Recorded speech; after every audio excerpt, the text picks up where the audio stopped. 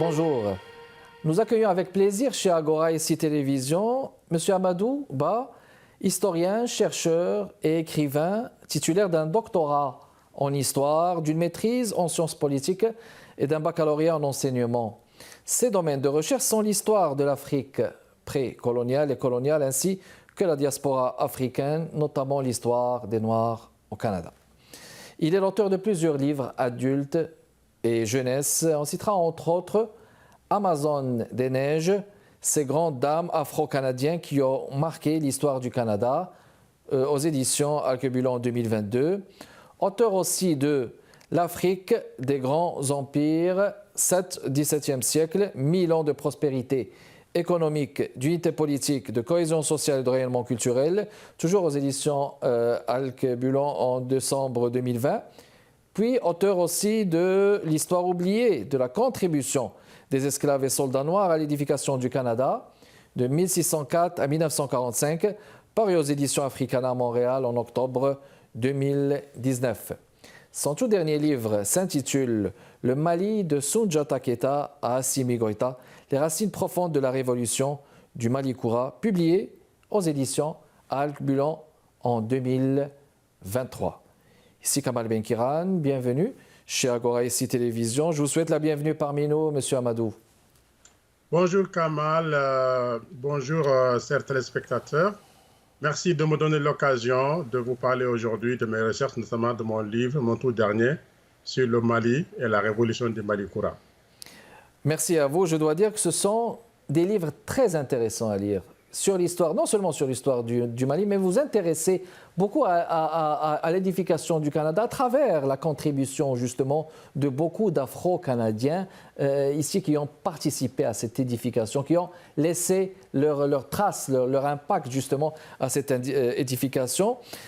Là, votre tout dernier, c'est le Mali de Soundiata Keita à Assimi Goïta. Là, on va parler de celui-là. D'abord, il faut mentionner que le Mali est une très longue histoire. Depuis au moins le XIIIe siècle avec Soundiata Keita, fondateur de l'Empire de Mali. Je vais vous demander de nous présenter Soundiata Keita en quelques mots d'abord, s'il vous plaît. Oui, Soundiata Keita, connu comme étant donc le premier empereur de l'Empire du Mali, appelé aussi Empire Mandé ou Empire Manding, serait né vers 1190 dans une ville qui s'appelle Niani, mais qui se trouve aujourd'hui dans l'actuelle Guinée. À l'époque, on ne parlait pas de Guinée, Mali, Sénégal. C'est une histoire précoloniale de l'Afrique.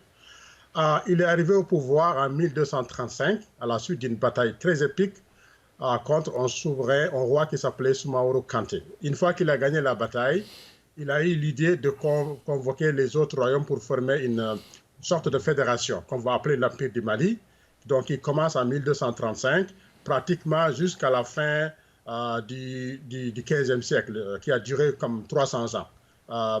Il est aussi connu pour être celui qui a fait la réalisation qu'on appelle la charte du Mandé, le Kourou Kanfouga, une charte qui précède de loin la charte des Nations Unies ou bien la charte des déclarations des droits de l'homme de la Grande-Bretagne en 1689 ou celle de la Révolution française de 1789. Le Kourou Kanfouga date de 1236 et est une charte très très connue en Afrique de l'Ouest. Magnifique. Alors, c'est des empires là, qui sont passés là. Je vais les citer. Il y avait les empires de Sangay, de Massina, l'empire d'Eladji en Martal, celui de Wassoulou, de Samori Touré, puis les puissants royaumes Bambara et de Ségou, Karta, et puis Kénédougou, jusqu'à la création de la Fédération du Mali et du Sénégal en 1959.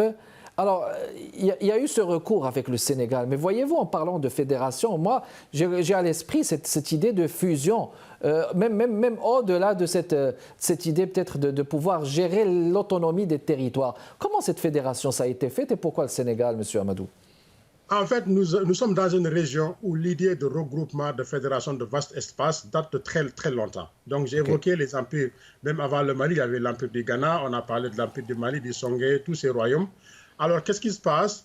À la veille des indépendances, notamment en 1959, 4 colonies de l'ancienne AOF, disons, à savoir la colonie du Sénégal, la colonie du Soudan français, que nous appelons aujourd'hui l'actuel Mali, mais aussi la colonie de Dahomey, l'actuel Bénin, et la colonie de la Haute-Volta, l'actuel Burkina Faso, ont eu l'idée de créer une fédération. Mais c'est finalement les deux premières colonies, le Sénégal et le Soudan français, qui sont allés faire cette fédération en 1959 et qui a duré jusqu'en septembre 1960. Disons que c'est une fédération qui ne plaisait pas du tout à l'ancienne puissance coloniale, donc la France, qui a manœuvré, a utilisé le président sénégalais Léopold Sédar Senghor, qui a finalement, en quelque sorte, saboté la fédération. Et puis le Mali s'est retrouvé avec le nom maintenant République du Mali, qui vient de ce nom-là, ancien empire du Mali, qui déborde de toute l'Afrique de l'Ouest. Voilà. Donc c'est comme ça. C'est une fédération qui n'a pas abouti, mais qui est quand même majeure dans l'histoire de l'Afrique à la veille des indépendances.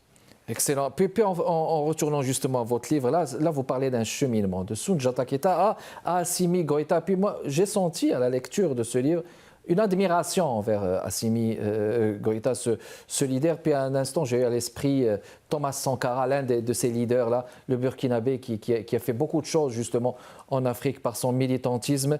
Qu'est-ce qui distingue ce leader justement, Assimi Goïta? Alors, j'ai choisi dans mes bornes chronologiques deux personnages très très importants de l'histoire de l'Afrique de l'Ouest, notamment du Sahel et de la Savane, à savoir Soundiata Keita, comme j'ai expliqué, le fondateur de l'Empire du Mali, qui a été un unificateur de grands espaces ouest-africains. Assimi Goïta marque une rupture aujourd'hui dans ce nouveau paradigme ouest-africain, à savoir cette révolution du Mali Koura, à la tête donc de cette révolution avec les 5 colonels et le peuple malien.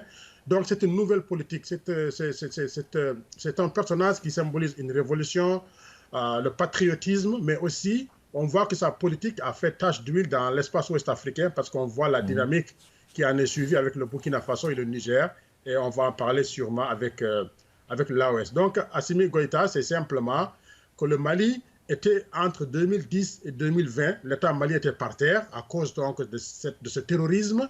Donc le peuple malien qui était terrorisé, l'État malien qui était à terre, Assimi Goïta, il a posé les vrais problèmes, a changé de paradigme. Avec son équipe, bien sûr, de vision, il a diversifié les partenaires. Malgré les intimidations, les sanctions et les menaces de toutes sortes, il a tenu bon.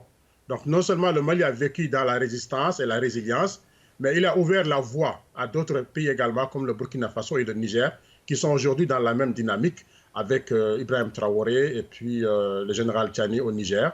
Et puis nous avons également la création de l'AOS, l'Alliance des États du Sahel, qui est une sorte de confédération ouest-africaine, une nouvelle dynamique dans la région qui rejoint les grands empires de l'époque. Magnifique, parfait, excellent. Alors, on va faire une pause et on revient dans les prochaines minutes, mesdames et messieurs. J'accueille M. Amadou Ba, historien, écrivain, très intéressant à lire ses livres. Mais là, on focus sur son tout dernier, le Mali, de Soundiata Keita, Assimi Goïta, les racines profondes de la révolution du Mali. Koura, restez avec nous, on vous revient.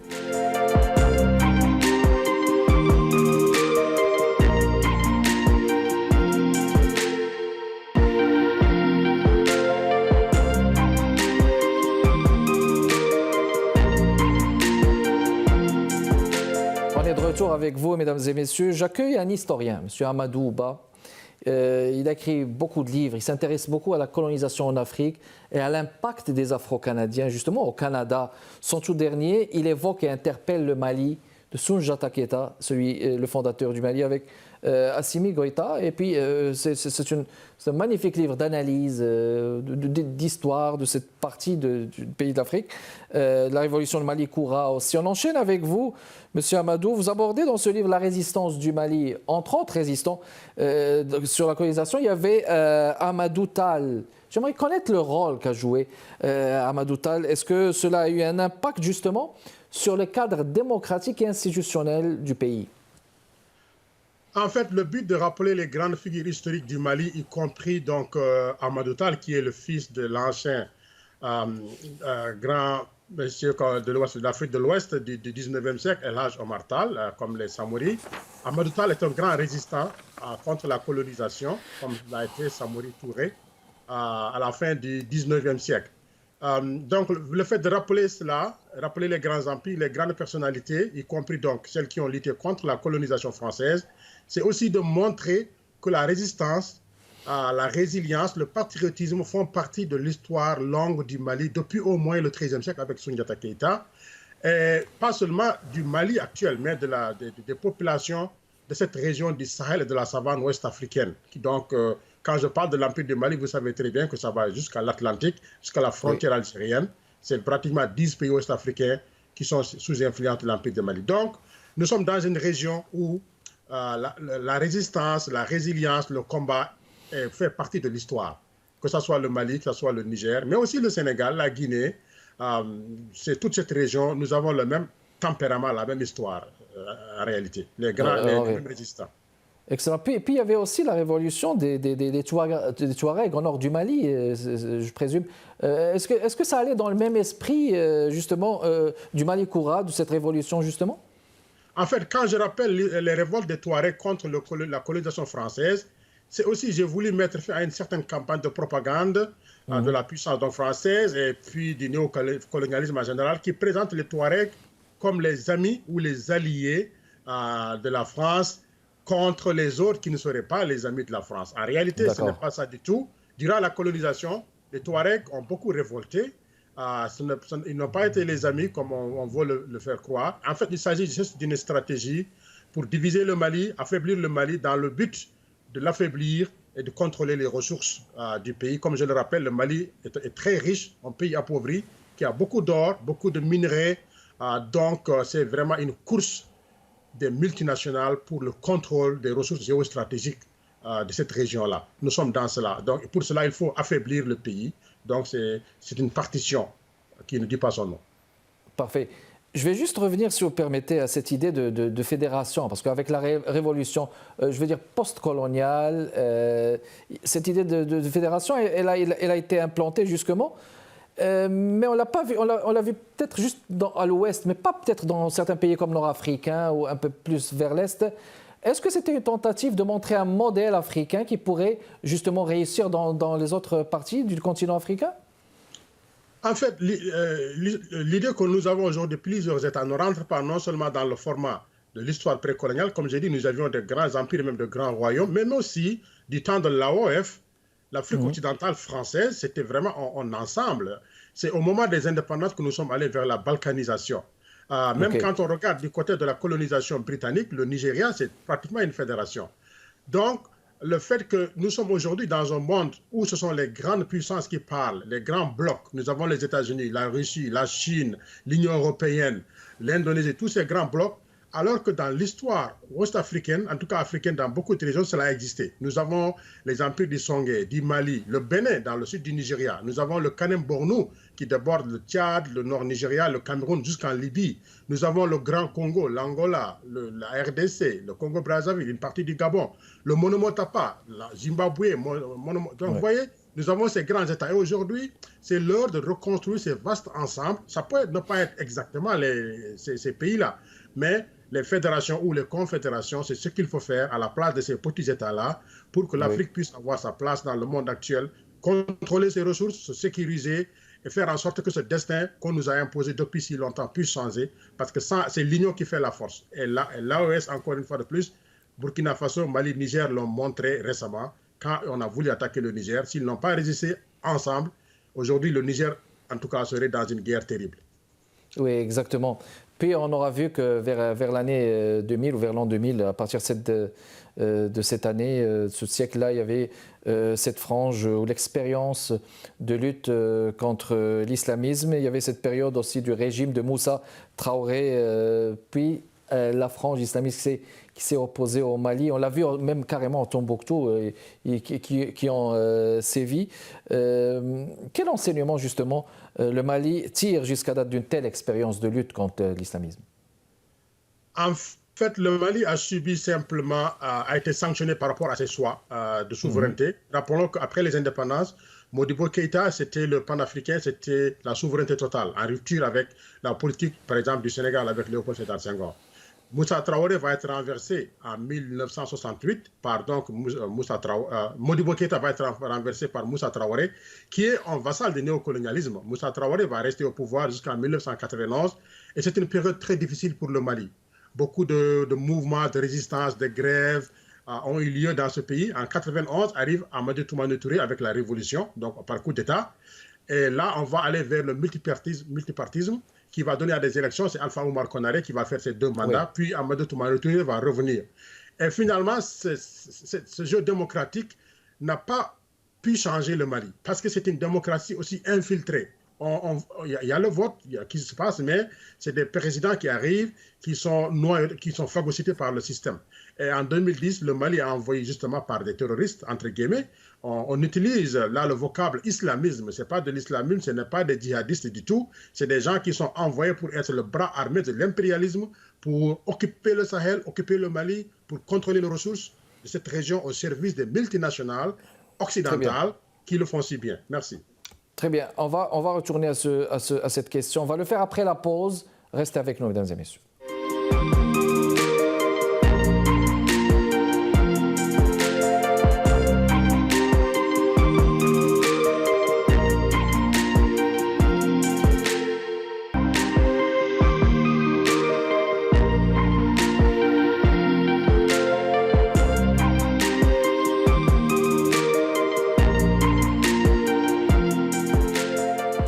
Avec vous pour continuer notre discussion avec notre invité de ce jeudi, M. Amadou Ba.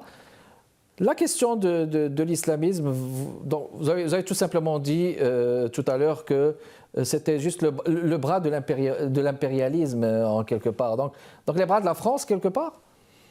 En fait, quand on parle de djihad en Afrique de l'Ouest, c'est un faux débat puisque nous sommes dans une région que je le rappelle islamisée pratiquement. L'islam est arrivé dans l'Empire du Mali au 11e, 12e siècle. Oui. Même avant même l'arrivée de Sundiata, cette région-là était déjà islamisée. Nous avons des auteurs arabes qui ont beaucoup écrit. Nous avons El-Bekri qui a écrit sur l'Empire du Ghana avant l'Empire du Mali. Nous avons les Al-Idrissi, Ibn Battuta, Ibn Khaldoun qui ont tous écrit. Nous sommes dans une région islamisée. Donc, on n'est pas là pour convertir des populations dans en islam.